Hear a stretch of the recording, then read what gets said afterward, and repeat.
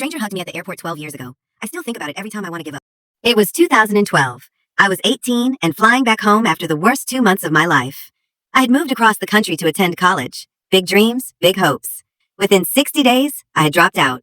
Panic attacks, crippling loneliness, failing every subject, calling home every night pretending things were fine, then crying myself to sleep. I felt like the biggest disappointment.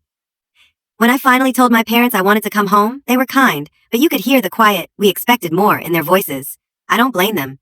I booked the cheapest flight I could find, packed what little I had, and sat alone at the airport waiting to board.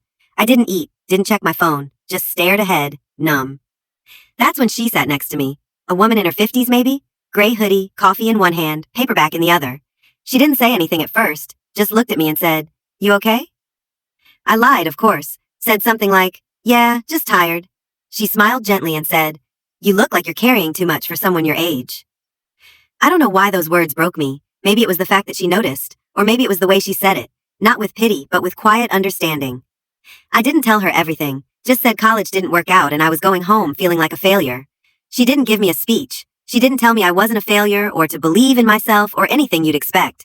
She just nodded, held out her arms and said, "You look like you could use a hug. Can I?" I nodded back, and this stranger just held me.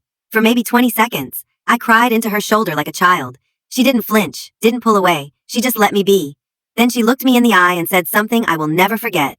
Starting over doesn't mean you failed. It just means you're brave enough to try again. She boarded a different flight. I never saw her again, don't even know her name. But 12 years later, I've gone back to college, got a degree, married the kindest woman I know, started a small business, built a life.